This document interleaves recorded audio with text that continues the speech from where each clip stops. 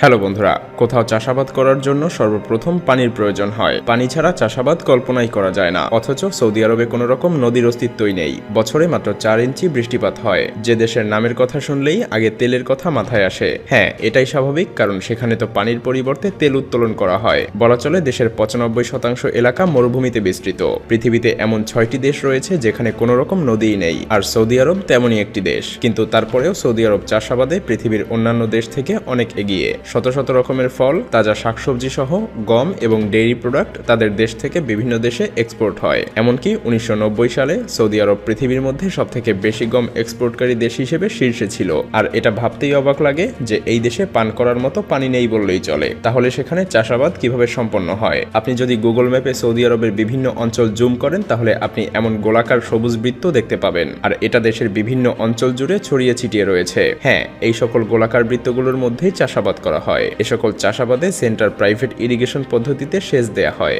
হ্যাঁ, সৌদি আরবের কোনো অঞ্চলে পানি নেই বললেই চলে, আবার কোনো কোনো অঞ্চলে পানি দ্বারা সবুজের সমারোহ তৈরি করা হয়েছে। 1961 সালে সৌদি আরবের 11,400 স্কয়ার কিলোমিটার চাষ করা হতো, অথচ 2016 সালে এর পরিমাণ দাঁড়িয়েছে 35,000 স্কয়ার কিলোমিটার। পেছনের 60 বছরে কৃষিকাজে ব্যবহার করার জন্য জমির পরিমাণ বেড়েছে প্রায় 300 গুণ। এটা এত বড় একটা আয়তন যা অনেক দেশের আয়তনের চাইতেও অনেক বেশি বড়, যেমন বেলজিয়াম এবং আর্মেনিয়া। এখন নিশ্চয়ই আপনাদের মনে প্রশ্ন জাগছে যে এত পরিমাণ চাষাবাদের জন্য সৌদি আরব পানি কোথা থেকে সরবরাহ করে। হ্যাঁ, চলুন এবার জেনে নিই যে সৌদি আরব এত পরিমাণ পানি কিভাবে সরবরাহ করে। হাজার হাজার বছর ধরে সৌদি আরবের মানুষেরা পানির জন্য কুয়োর উপরে নির্ভরশীল ছিল, কিন্তু সময়ের সাথে সাথে ভূগর্ভস্থ পানির লেভেল দিন দিন নিচে নামতে থাকে, কারণ সেখানে পর্যাপ্ত পরিমাণে বৃষ্টিপাত হয় না। আজ প্রায় সেখানকার সমস্ত কূপই শুকিয়ে গিয়েছে। বলা চলে কূপ থেকে এখন তেল উত্তোলন করা হয়, যা পিউরিফাই করা যথেষ্ট কস্টলি। গবেষকরা মনে করে 10 থেকে 20 বছরের মধ্যে সৌদি আরবের ভূগর্ভস্থ পানির লেভেল একেবারে নিচে নেমে যাবে, কারণ এসব গালফ কান্ট্রিগুলোতে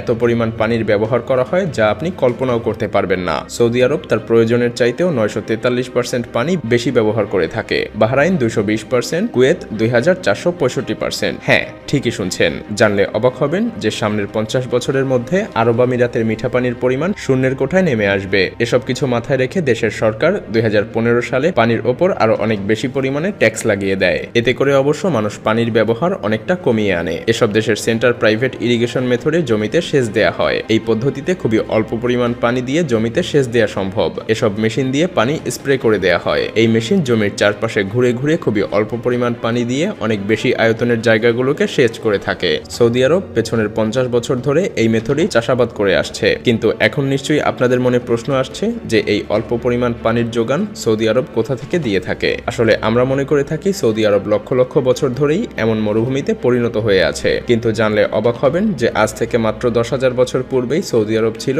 একটি নদীমাতৃক এলাকা। জঙ্গল দিয়ে পুরো বিস্তৃত অঞ্চল ছিল, কিন্তু সময়ের পরিবর্তনের সাথে সাথে এটা আস্তে আস্তে মরুভূমিতে রূপান্তরিত হতে থাকে। সেই সাথে সময়ের সাথে সাথে পানি ফসিল আকারে মাটির গভীরে জমা হতে থাকে, আর এই পানি মাটির প্রায় 1 কিলোমিটার নিচ থেকে উত্তোলন করা হয়। বুঝতেই পারছেন সৌদি আরবের কাছে তো আর টাকার অভাব নেই, তাই সেখানকার বাদশাহ অনেক বছর আগেই এসব পানি উত্তোলনের জন্য বিভিন্ন প্লান্ট স্থাপন করেছে। এটা করে সেখান থেকে পানি উত্তোলন করা খুবই সহজ হয়ে গিয়েছে, যা দিয়ে চাষাবাদ শুরু হয়েছে। আর এই কারণে সৌদি আরবে চাষাবাদের জন্য এত পরিমাণ জমি ব্যবহার করা সম্ভব হচ্ছে। কিন্তু এত পরিমাণ পানি ব্যবহারের কারণে জমে থাকা ফসিলও আজ ফুরিয়ে যাচ্ছে। তাছাড়া সৌদি আরবে কোনো রকম সমুদ্র থেকে পানি নিয়ে আসাও সহজ নয়। তাই ভবিষ্যতের কথা মাথায় রেখে সৌদি বাদশাহ America, Indonesia, Argentina, south Africa সহ বেশ কিছু দেশে বড় বড় আয়তনের জমি কিনে রেখেছে, যাতে করে তারা ভবিষ্যতে সেখানে চাষাবাদ করতে পারে। তাছাড়া আরব সাগরের পানি পিউরিফাই করে পানযোগ্য করে তোলা বেশ কঠিন কাজ। এতে করে বিপুল অর্থের প্রয়োজন হবে। তবে সৌদি আরব তো আর বসে নেই। তারা নিজেদের অস্তিত্ব টিকিয়ে রাখার জন্য নানা রকম প্রজেক্ট বাস্তবায়ন করে চলেছে।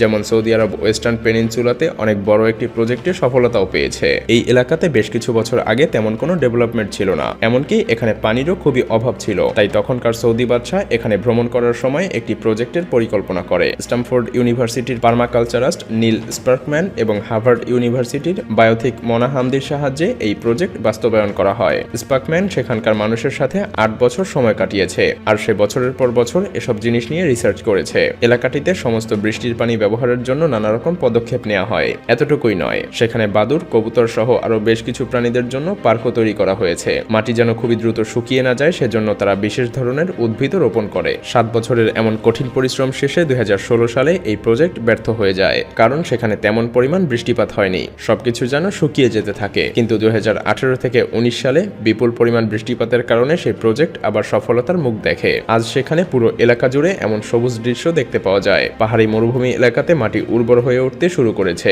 এই প্রজেক্টকে সফলতার মুখ দেখাতে অনেক পরিশ্রম করতে হয়েছে। এলাকাটি যেন জঙ্গলে রূপান্তরিত হয়েছে। আর রেড সি থেকে 90% ফ্রেশ ওয়াটার ওয়েস্টার্ন পেনিনসুলা দিয়ে সেসব এলাকাতে প্রবেশ করে। আর এই পানি দিয়ে বেশ কিছু এলাকাতে চাষাবাদও করা হয়। এবার নিশ্চয়ই বুঝতে পারছেন একটি মরুভূমিকে কিভাবে সবুজে রূপান্তরিত করা সম্ভব হতে পারে। এই প্রজেক্ট যেন তারই একটি উদাহরণ। এই প্রজেক্ট যদি পুরো ওয়েস্টার্ন এলাকাতে বাস্তবায়ন করা সম্ভব হয়, তাহলে সেখানে আরো 30 মিলিয়ন একর অঞ্চলে চাষাবাদ করা সম্ভব হবে। তো বুঝতেই পারছেন এত বড় এলাকাতে যখন চাষাবাদ করা সম্ভব হবে, তখন সেখান থেকে কি পরিমাণ শস্য উৎপাদিত হবে। আর এতে করে তাদের এক্সপোর্ট করার পরিমাণ আরো বেড়ে যাবে। তাদের জিডিপি বৃদ্ধি পাবে প্রায় 5 থেকে 6%। সৌদি আরব যে এরকম আরো কত প্রজেক্ট হাতে নিয়েছে তার আরো একটি বড় উদাহরণ হলো নিয়ম প্রজেক্ট, যেটা সম্পর্কে আমরা আগের অনেক ভিডিওতেই বিস্তারিত জানিয়েছি। তো এবার নিশ্চয়ই বুঝতে পারছেন একটি বড় মরুভূমির দেশ হিসেবে কিভাবে অসম্ভবকে সম্ভব করছে। ভিডিওটি ভালো লাগলে শেয়ার করতে পারেন, এবং আপনি যদি এমনই রহস্য, রোমাঞ্চ, আনকমন আর ইন্টারেস্টিং ভিডিও দেখতে পছন্দ করে থাকেন, তবে মায়াজাল চ্যানেলটিকে এখনই সাবস্ক্রাইব করুন এবং পাশে রাখা বেল আইকনটি প্রেস করুন। তো দেখা হচ্ছে আগামী এপিসোডে। ততক্ষণ পর্যন্ত